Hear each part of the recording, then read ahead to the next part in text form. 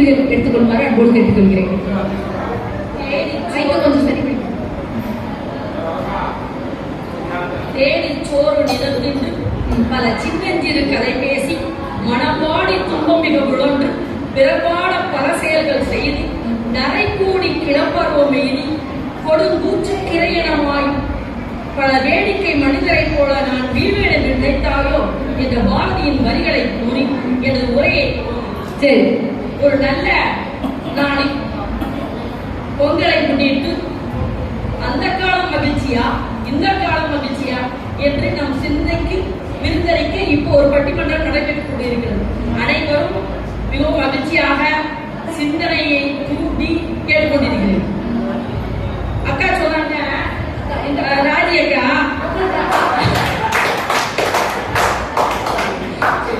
மதிப்பா சொல்றது சிக்கல.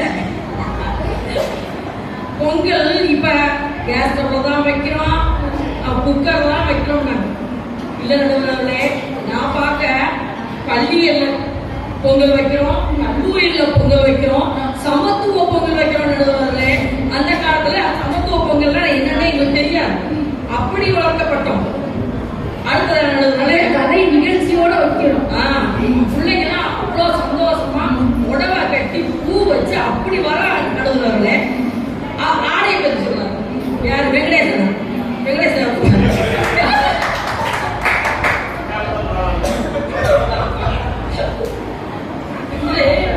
ஆடை ஒருவர் ஆடை அந்த மாதிரி அணிவிக்கலாம்.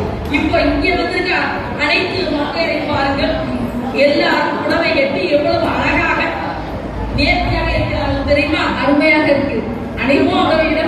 அனைத்து எல்லாரும் சட்டங்கள் செய்வதும் வாரியில் பெண்கள் நடத்த வந்தோம் எட்டு மறைவினில் அணுகிய பெண் இழப்பிலை காணுங்கள் கும்மி அடித்தான் அன்று பாரதி. இப்படி நடக்க வேண்டும், பெண் பட்டங்கள் ஆள வேண்டும், சட்டங்கள் செய்ய வேண்டும். இன்று அவர் செய்து கொண்டிருக்கிறார். எடுத்துக்காட்ட இந்த பட்டிமன்றத்திலே பார்த்துங்க, இங்க யாரு அடி நான் பாயிண்ட் வெளுத்து கட்டான்னு பாருங்க, நாங்க தான். சரிதா? அடுத்தது பெண் முன்னேற்றம் இன்று மண்ணிலிருந்து பின்னிற்கே சென்று விட்டார். அந்த மாதிரி போகும்போது நம்ம பிளைட் டிக்கெட்டை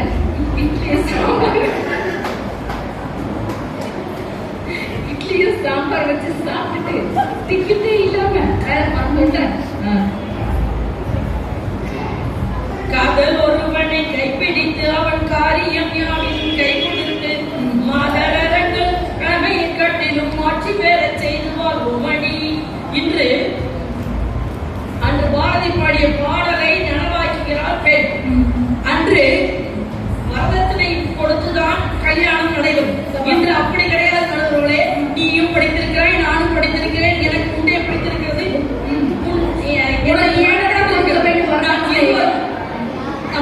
பெற்றோரிடம் கூறி கலப்பு திருமணம் செய்து கொள்கிறார்களே.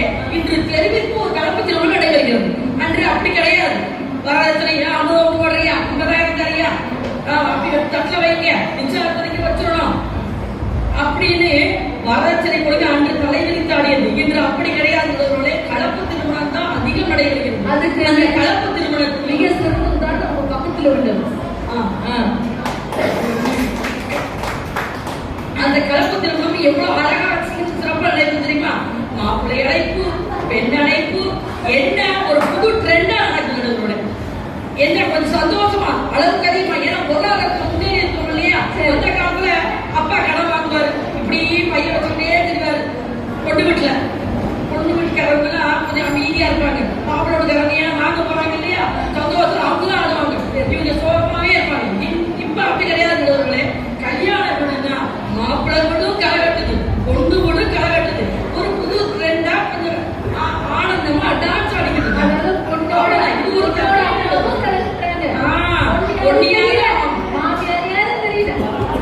அப்படி நிறைவேற்ற சந்தோஷமாக புது ட்ரெண்ட்ல கல்யாணம் நடக்குது. இதை நம்ம வரவேற்கணும். ஏன்னா ஒரு பொருளாதாரத்துல முன்னேறி இருக்கோம். நம்ம பிள்ளைக்கு நம்ம ஆடம்பரமா அழகா செஞ்சு கண்குடியில பார்த்து நடுகிறோம். அப்பா அப்படி கிடையாது. அப்பா வருத்தப்படுவாரு, என் பிள்ளைக்கு இதை செய்ய நினைச்சனே, எனக்கு காசுலேயே அப்படின்னு வறுமை இருந்தது நடுகிறோம். இப்ப அப்படி கிடையாது நடுகிறோம். அடுத்தது அந்த காலத்துல நம்ம பாட்டி கொள்ளு பாட்டி எல்லாம் 10 பிள்ளைகளை பத்தி மிஷின் மாதிரி இருந்தாங்க, பிள்ளை பெற மிஷினாவே இருந்தாங்க. ஆனா இப்ப திட்டமிடுகிறாள் பெண், பொருளாதாரத்தில் திட்டமிடுகிறாள். தான் என்ன ஒரு குழந்தை பெற்றுக்கொள்ளவா, 2 குழந்தை பெற்றுக்கொள்ளவா என்று திட்டமிட்டு நான் இருவர் நமக்கு ஒருவர் போதும் என திட்டமிட்டு அந்த குடும்பத்தை நல்ல வழிப்படுத்துகிறாள் கடவுளோடு. அது மட்டுமா, போக்குவரத்து துறையில் அவ்வளவு முன்னேற்றம் உள்ளவர்களே. அன்று எங்க அப்பா எங்களை பார்க்க வராது, என் தாத்தா பார்க்க வராருன்னா ஒரு சந்திரா பஸ் எப்படா வரும்னு நானும் பார்ப்போம். ஏமா சந்திரா பஸ்ஸை காணமா, தாத்தாவை காணாமான்னு எட்டி பார்த்துட்டே தெரியும்.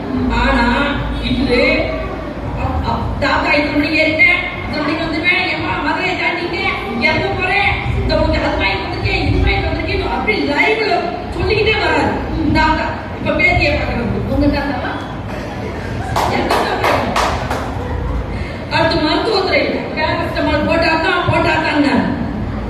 மருத்துவத்துறையில் நல்ல முன்னேற்றம் நடக்குது. நவீன தொழில்நுட்பம் அனைத்தும் இந்த காலத்துல இருக்குது. பேரஸ்டமால் போட்டா என்ன, அதுக்கு உணவு நம்ம சாப்பிட்டு போறோம். அப்ப கிட்னி போனா என்ன, அடுத்த கிட்னி உடனே அந்த அளவுக்கு நவீனமா இருக்காங்க. நாங்க கவலைப்படுறதே இல்லை.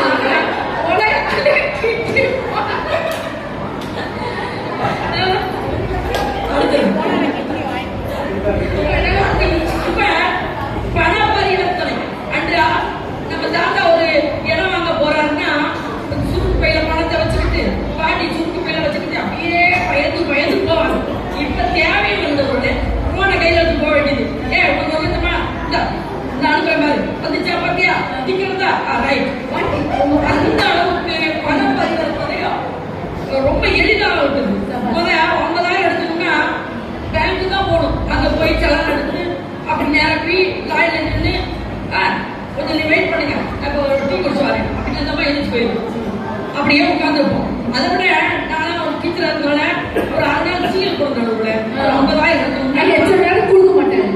அது வேற ஒரு மணி நேரம் கழிச்சு கேட்டா ஒரு மணி தான் போயிட்டு வர முடியாது. நான் வேலை வாக்கிறது பண்ணி கேட்டேன்.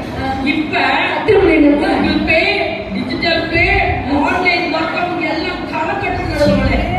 நம்மளே எடுத்துக்க. இப்ப யார் எத்தனை பேர் கையில பணத்தை வந்துருக்காங்க கேளுங்க. அவ்வளவு சரிதான். சரி, எனக்கு எனக்கு பணத்தை தூக்கி போகணும். அந்த காலத்துல திருட்டு பையன் இருந்துச்சு, ஒரு கையில பணம் கொண்டு போறது. அது இப்ப அப்படி கிடையாது.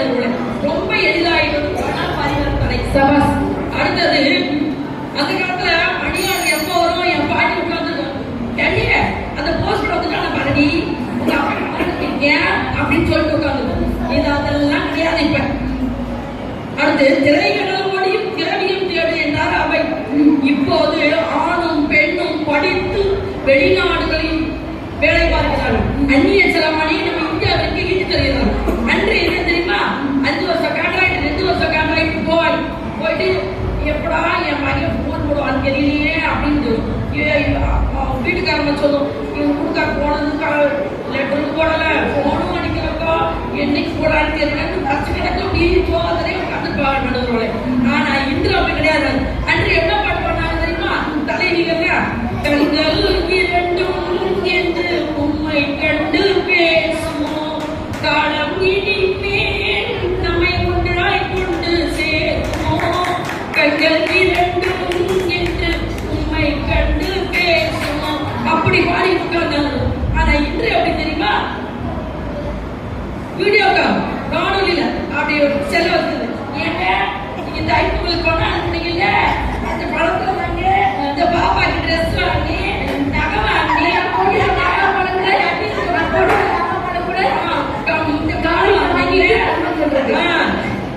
புடவை கட்டுக்கீங்க, நீங்க அனுப்பின படத்துலங்க பத்திரமா வச்சுக்கோமா, பத்திரமா வச்சுக்கோ அப்படி நேரா பார்த்து அவர் சந்தோஷம் அடைகிறாரு. கற்பனைலாம் இல்ல, நேரா பார்க்கிறாரு. அனுப்பிய படத்துல அவ கட்டிக்க புடவையை பார்த்து அவ்வளவு சந்தோஷப்படுறாரு. பிள்ளைய பாக்குறாரு. அப்ப அவனுக்கு என்ன தெரிய போகுது, 100 ரூபாய் புடவையா, 5000 ரூபாய் புடவையா, 100 ரூபாய்க்கு வரைக்கும் செய்யணும், 10,000 ரூபாய்க்கு செய்யணும், என்ன தெரிய போகுது. Video call. இப்ப என்ன பண்ண போறாங்க தெரியுமா, மல்லிகைப்பூ வச்சு வச்சு பாடுதே அந்த பெண்ணி நீலா வந்து தேயிலே மச்சான் எப்ப வர போற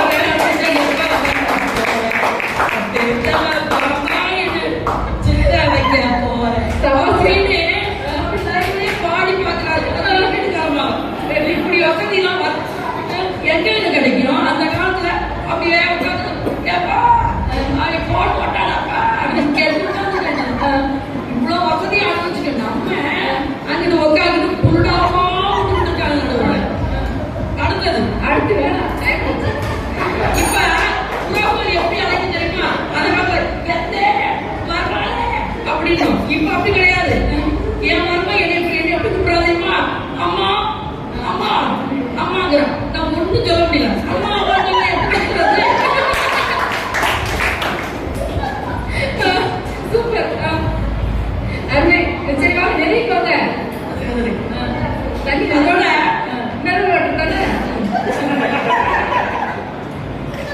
அண்ணி புதுசா அண்ணி வந்திருக்காங்க தெரியுமா?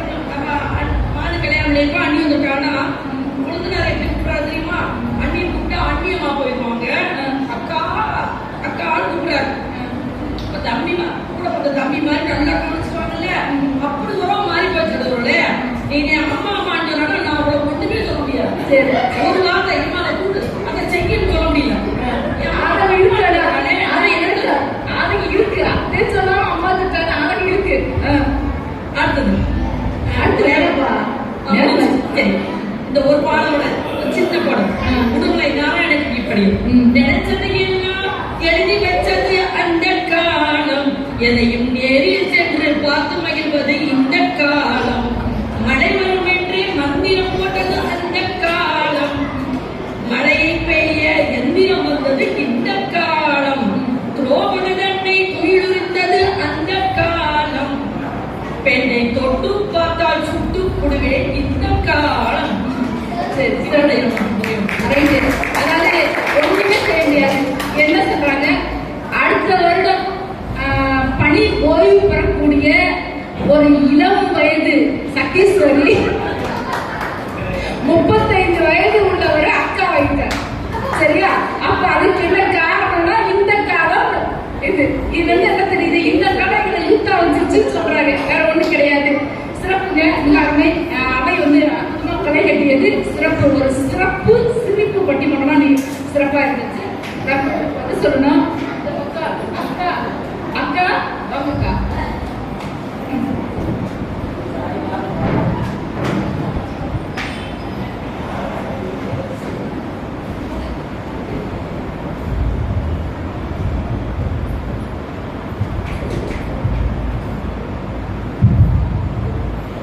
அனைவருக்கும் இனிமையான வணக்கங்கள். நடுவரும் அவர்களே, அவர்களை போன்று இங்கு வந்திருக்கக்கூடிய அத்துணை பேரையும் கவிதை பாடி பாடல் பாடி வரவேற்க வேண்டும் என்று எனக்கும் ஆசைதான். நேரத்தின் அருமை கருதி அனைவரையும் அன்போடு வணங்கி என்னுடைய தலைப்புக்குள் செல்லலாம் அப்படின்னு நினைக்கிறேன். நடுவரும் அவர்களே, இருந்தாலும் பட்டிமன்ற கருங்கள் தனியா வரவேற்பு கொடுக்கணுமா இல்லையா? அதான் நம்முடைய பண்பாட்டினுடைய கலாச்சாரம். நடுவரும் அவர்களே, தலைப்பு என்ன அப்படின்னு பார்க்காம வந்து 3 பேர் பேசிட்டு போயிட்டாங்க. 4வதா ஐயா அவர்கள் பேசுவதற்காக காத்து கொண்டிருக்காங்க. சொல்றோம் ஐயா தம்பி சொல்லுங்க. நாங்களும் அவங்க மாதிரி நாங்க கொஞ்சம் வயசுக்கார மாதிரி காமிச்சுக்க மாட்டோம். எல்லாருக்குமே ஒரே மாதிரி மதிப்பு கொடுக்கணும். நாங்க அந்த காலத்து ஆளுங்க. நடுவரம் அவர்களே, நடுவரம் அவர்களே, இந்த நிகழ்ச்சியினுடைய தலைப்பு அப்படி என்ன அப்படின்னா, மகிழ்ச்சியான காலம் எது, அந்த காலமா இந்த காலமா, அதான் தலைப்பு. நடுவரம் அவர்களே, எனக்கு என்ன வருத்தம் அப்படின்னா, நான் கொண்டு வந்த ஒரு கருத்து கூட இந்த அரங்கத்தை வந்து பதிவு பண்ண முடியாம இவங்களுக்கு பதில் சொல்லி என்னுடைய நேரம் எல்லாம் போயிருமோ அப்படின்ற ஒரு வருத்தம் எனக்கு இருந்துகிட்டே இருக்கு. சரியாக ஒரு 3 பாயிண்ட் பண்ணி பதில் சொல்லுங்க. சரி நடுவரம் அவர்களே, எதுவாக இருந்தாலும் நீங்க பதில் சொன்னாலும் சொல்லாவிட்டாலும் எதுவாக இருந்தாலும் 7 நிமிடங்கள்.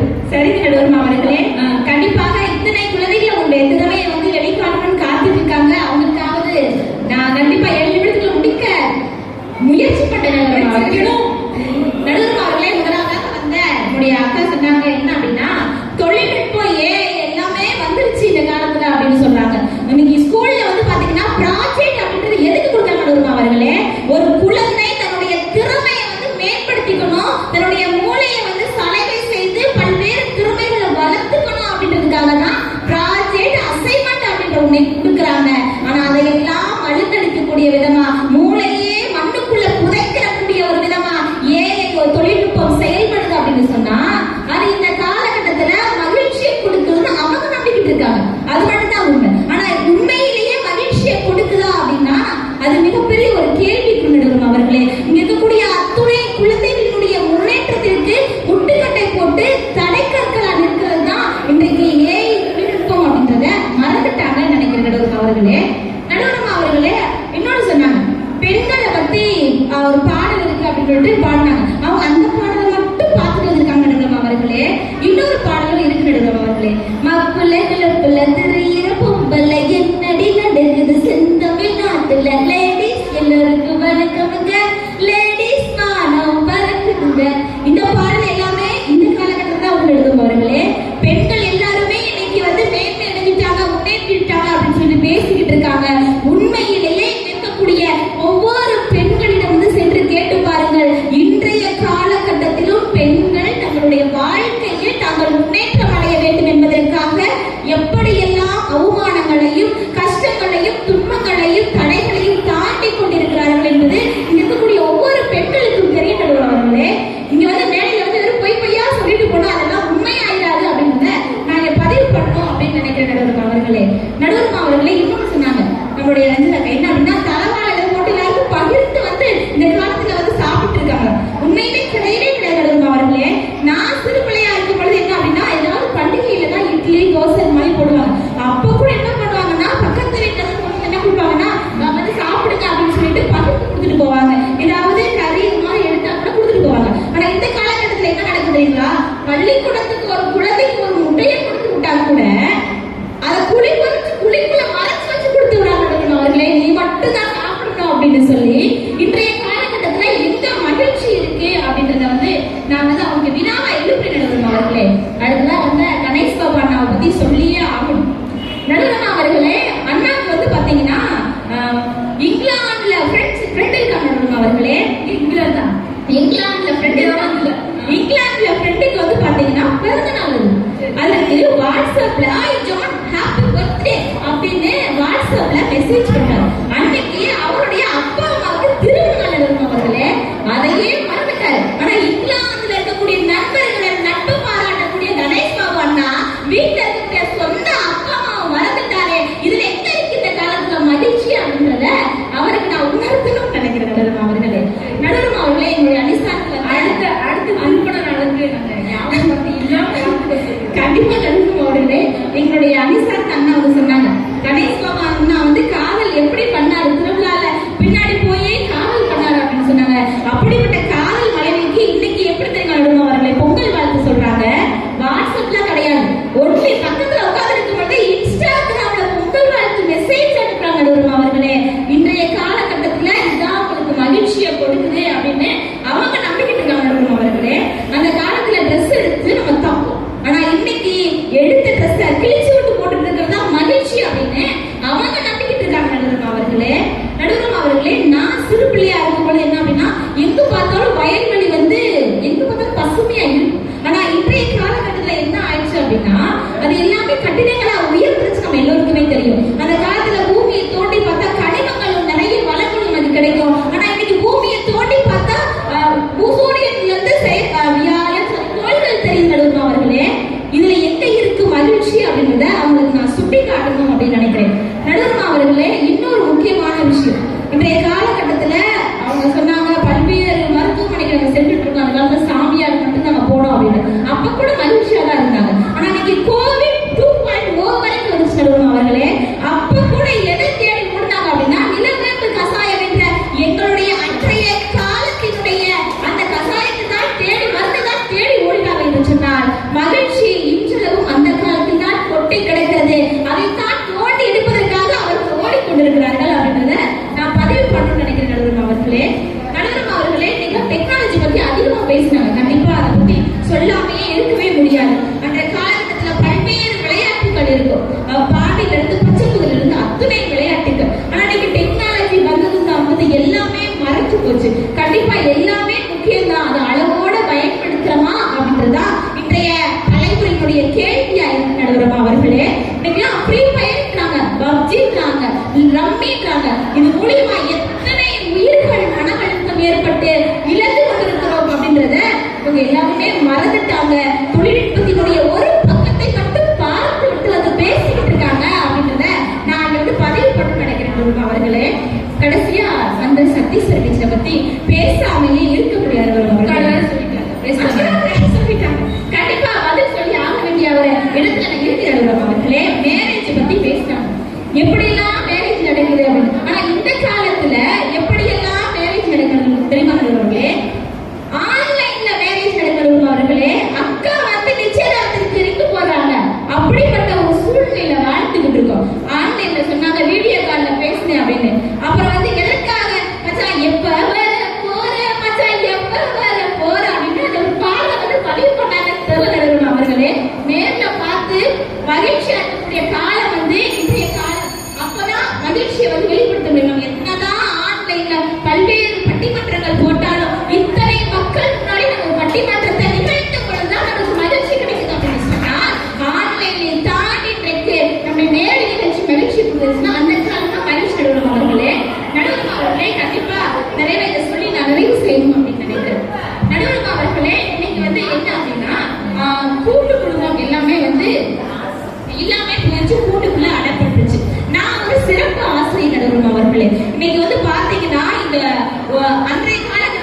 சிறப்பு குழந்தைகள், அதாவது ஆட்டிசம் ஐடின்னு சொல்லக்கூடிய சிறப்பு குழந்தைகளுடைய எண்ணிக்கை வந்து பாத்தீங்கன்னா விரல் விட்டு எண்ணக்கூடிய அளவுல தான் இருந்துச்சு. ஆனா இன்னைக்கு வந்து பாத்தீங்க அப்படின்னா 100ல ஒரு குழந்தை ஆட்டிசமாக பிறகுது அப்படின்னு சொல்றாங்க. இதெல்லாம் என்ன காரணம் அப்படின்னா மாறி வரக்கூடிய டெக்னாலஜி, தொழில்நுட்பம் தான் இதுக்கு முக்கிய காரணமா இருக்கு. எதனால அப்படி சொல்றேன் அப்படின்னா, ஒரு குழந்தை அழுதா அந்த காலத்துல வந்து குழந்தைய பாத்துக்கிற வீட்டுல பெரியவங்க இருந்தாங்க. ஆனா இன்னைக்கு அது யாருமே இல்ல. மொபைல், அதாவது ஆண்ட்ராய்டு போன் தான் இருக்கிறது. அந்த குழந்தைகளுடைய அழுகை துக்கம் எல்லாத்தையுமே பார்ப்பதற்கு அப்படின்னு சொன்னா இன்னைக்கு 100ல ஒரு குழந்தை, நாளைக்கு 10ல் ஒரு குழந்தை, அடுத்து வரக்கூடிய காலங்கள்ல அனைத்துமே இது போன்ற குழந்தைகள் ஏற்படுவதற்கு வாய்ப்பு இருக்கிறது. மகிழ்ச்சி நாம் தேடிக்கொண்டிருக்கிறோம் சொல்லி நாம் மகிழ்ச்சி இழந்து கொண்டிருக்கிறோம் இன்றைய காலத்துல அப்படின்றத அவங்க மறந்துட்டாங்க நினைக்கிறோம். அவர்களே நிறைவா இதை சொல்லி நிறைவு செய்யலாம் அப்படின்னு நினைக்கிறேன். அந்த காலம் அப்படின்றது என்ன தெரியும் அவர்களே, ஒரிஜினல் மல்லிகை பூ மாதிரி. அதுல வந்து ஈ கொட்டு தேன் எல்லா இடங்களுக்கும் வந்து அதனுடைய மகிழ்ச்சி கிடைக்கும். நம்ம தேனடி சாப்பிடுவோம், அதோட மகிழ்ச்சி கிடைக்கும். ஆனா இந்த கால மகிழ்ச்சி வந்து எப்படி தெரியுங்களா, நீங்க வச்சிருக்க பிளாஸ்டிக் மாறி நடக்கிறோம் அவர்களே, அதுல வந்து எந்த ஒரு முன்னேற்றமும் இல்ல அப்படின்றத பதிவு பண்ணி அது கூட அன்பு தம்பி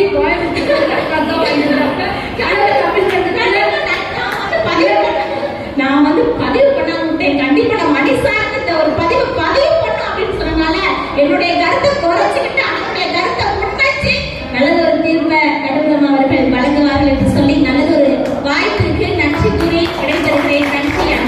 ஒன்னும் இல்லைங்க, இந்த பிளாஸ்டிக் பின்னாடி ஒரு சின்ன ஒரு செய்தி எனக்கு சொல்லித்தாங்க. உலக தமிழ்ச்சங்கத்துல ஒரு சாதனை நிகழ்வு காலையில் 6 மணி முதல் இரவு 10 மணி வரை ஒரு சாதனை நிகழ்வு நடத்த வேண்டும். அந்த சாதனை நிகழ்வில் பரதநாட்டியம் என்ற, அதாவது சங்க இலக்கியத்திலேயே பரதநாட்டிய பாடல்கள், அந்த பரதநாட்டிய பாடல்களுக்கு பூ தேவைப்பட்டது. பூவின் விலை வந்து அன்றைக்கு 150 ரூபாய், 100 இவ்வளவுதான், 150 ரூபாய். 10 குழந்தைகளுக்கு பூ வாங்க வேண்டும் என்றால் கிட்டத்தட்ட 1500 ரூபாய் செலவாகும். என்ற காரணத்தினால 50 ரூபாய்க்கு இதே போல 4 பூவை அன்பு தம்பி கோயம்புத்தூர்ல இருந்து பிளைட்ல வாங்கி கொண்டு கொடுத்தாருங்க. வேற ஒண்ணும் கிடையாது.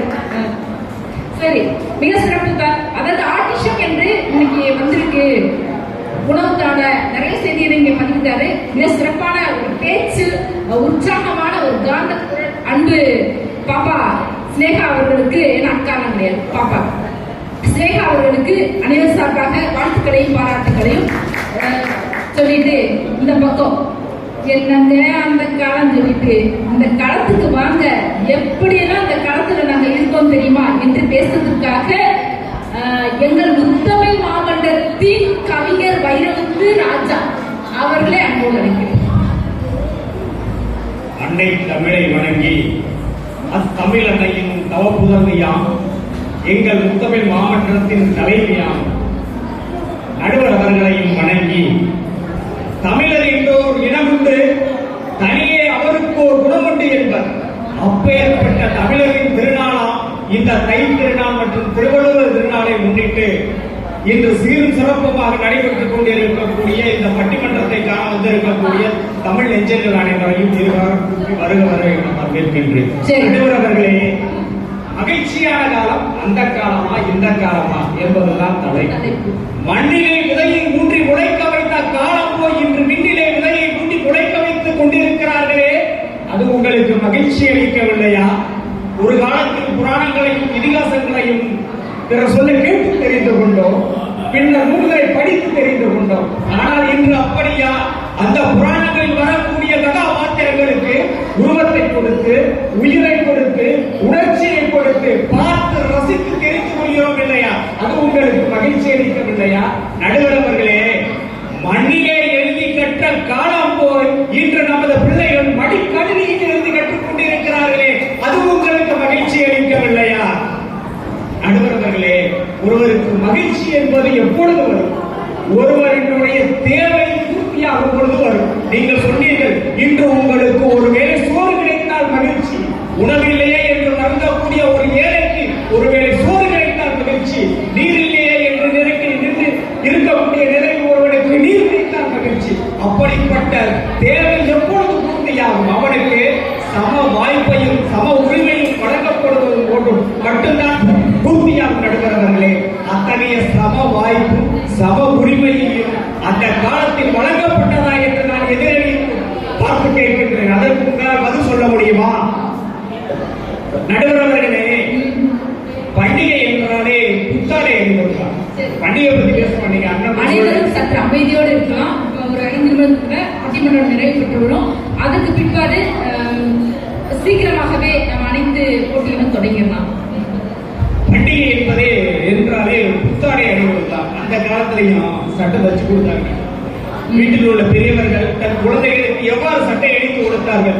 நீங்க பாத்தீங்கன்னா நீங்க சொன்னீங்க எதிரணி தேர்தல் அப்படி இப்படி.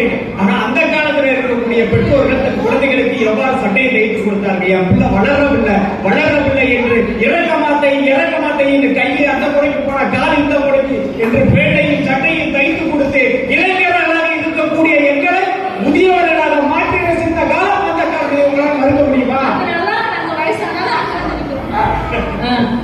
நம்ம சகோதரி கூட சொன்னாங்க, எல்இடி டிவி 55 இன்ச்ல இருக்கக்கூடிய எல்இடி டிவி எங்க வீட்டுல இருக்கு. அதை பார்த்தா ஒரு மகிழ்ச்சி இல்லை. ஏன் டிவி வாங்கி வச்சிருக்கீங்க? டிவி இல்லாமல் இருக்கலாமே.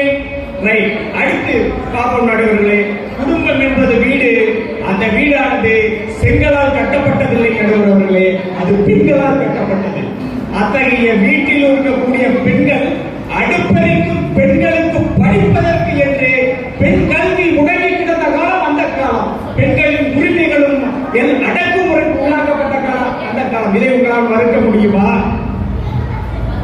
ஒரு பாடல் சமயத்தில் உங்களுக்கு கூறிக்கொள்ள விரும்ப ஆசைப்படுகிறேன்.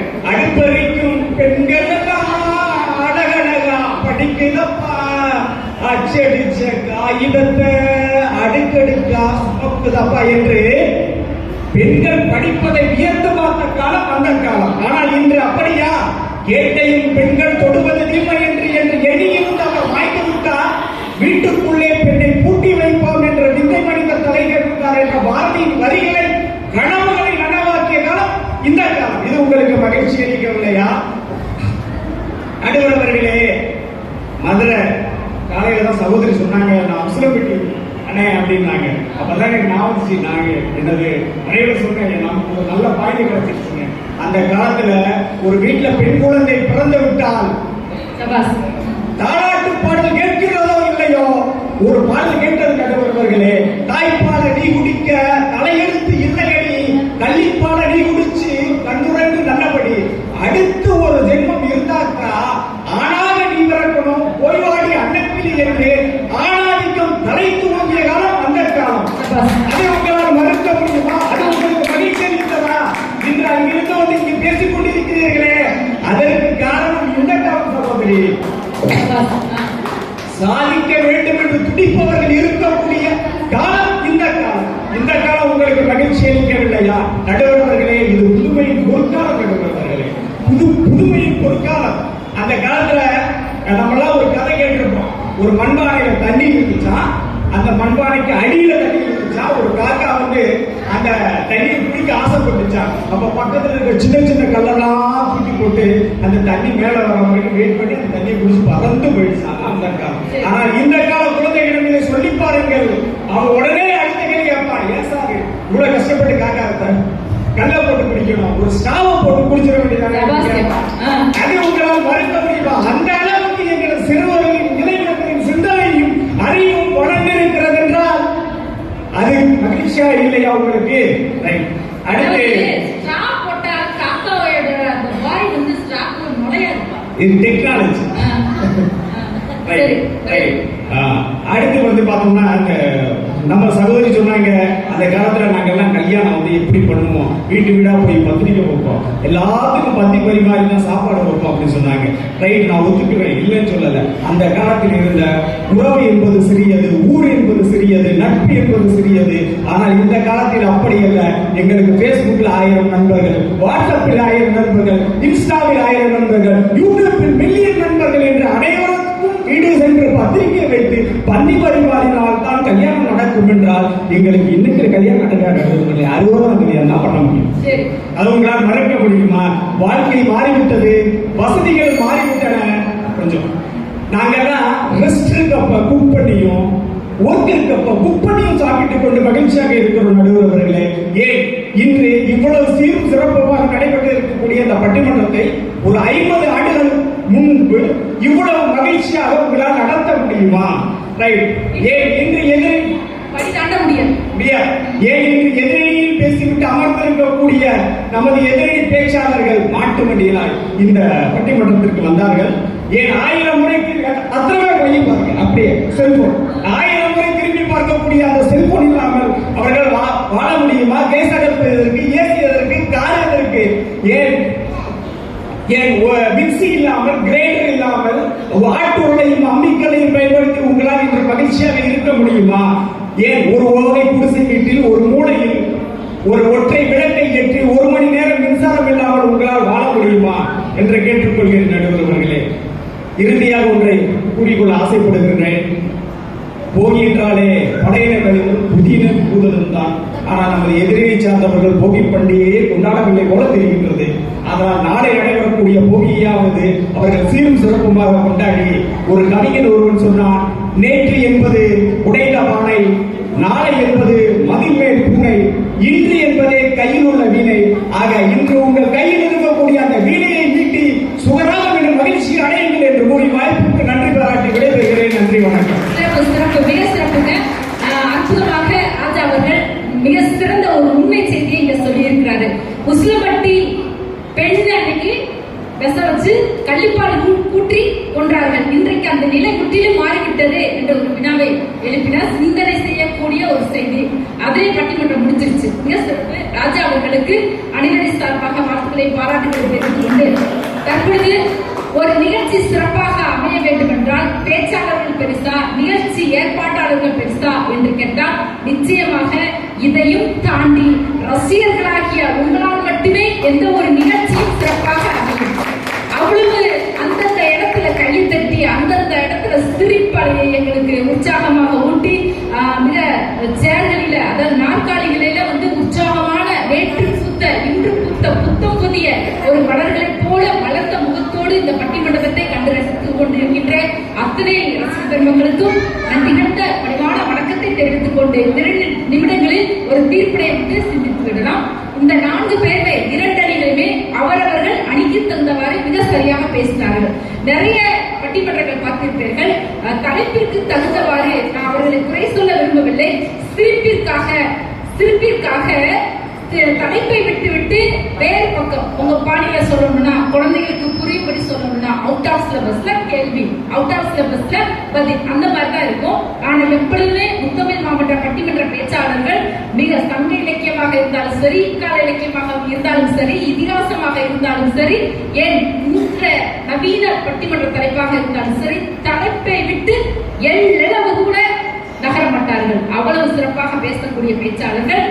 அந்த பேச்சாளர்கள் பேசியதை வைத்து, உங்களது கரவொலியை வைத்து இந்த இடத்துல ஒரு தீர்ப்புக்குள் நான் வரலான்னு நினைக்கிறேன். இந்த பக்கம் என்ன சொன்னார்கள்? உணவு சரியில்லை, இயற்கை உணவு அன்னைக்கு நல்லா இருந்துச்சு, இன்றைக்கு குடிக்கிற தண்ணீர் முதல் அனைத்து உணவுகளுமே கலப்படமாக இருக்கிறது, தூய்மை இல்லை, அப்ப இதனால் பல்வேறு நோய்கள் வருது என்று சொன்னார்கள். அது என்னமோ உண்மைதான். உணவை மருந்து, நோயற்ற வாழ்வே குறைவற்ற செல்வம் என்றார்கள் இல்லையா? நோய் அவ்வளவு பெரிய போச்சு. அந்த காலகட்டத்தில் நோய்கள் இருந்ததுதான், அளவிட குறைவாக இருந்துச்சு. இன்றைக்கு அனைத்து வீடுகளிலும் குறைந்தது ஒரு வீட்டில் ஒரு நபருக்காவது பிபி இருக்கு, சுகர் இருக்கு, இது இல்லாம இல்ல, அப்படி இருக்கு. அதுக்கு காரணம் அந்த காலத்து உணவு முறை. அடுத்து பழக்க வழக்கங்கள், விருந்தோம்பல், இதெல்லாம் நல்லா இருந்துச்சு, மகிழ்ச்சி இருந்துச்சு. அதே சமயம் கூட்டு குடும்பத்துல பல்வேறு பிரச்சனைகள் இருந்துச்சு. மாமியார் மருமக சண்டை இன்னைக்கு இருக்கிறத விட அன்னைக்கு ஸ்டவ் வெடிச்சது, வரதட்சணை கொடுமை இருந்துச்சு. அந்த காலத்து பெண்கள் எல்லாம் படி தாண்ட முடியாது, பெண்கள் எல்லாம் மிகவும் துன்பப்பட்டார்கள். அதெல்லாம் நம்ம பார்த்தோம். அந்த காலகட்டத்துல மகிழ்ச்சியும் இருந்துச்சு, உணவு சரியாக இருந்துச்சு, ஆனால் அடக்குமுறை என்ற ஒன்று இருந்துச்சு, சுயமரியாதை பெண்களுக்கு இல்லாம இருந்துச்சு. அம்பேத்கர் யாவரும் இன்றைக்கு எந்த மதத்தினரும் யார் வேண்டுமானாலும் அவர்களுக்கு பிடித்ததை செய்யலாம், பிடித்ததை படிக்கலாம், பிடித்த வேலையை செய்யலாம், ஒரு சுதந்திரம் இன்றைக்கு இருக்கிறது இல்லையா? அப்ப அந்த சுதந்திரம் அந்த காலகட்டத்தில் பறி போனது, இன்றைக்கு அந்த சுதந்திரம் இருக்கு ஒண்ணு. அப்புறம் இந்த பக்கம் என்ன சொன்னாங்க? பாட்டி கூட பண பரிவர்த்தனை செய்து, அந்த அக்கா சொன்னாங்க இல்லையா, பண பரிவர்த்தனை. அதே பாட்டி தான் நிறைய மொபைல் போன்ல கைபேசியில பணம் பரிவர்த்தனை என்பது எளிதாக இருக்கு.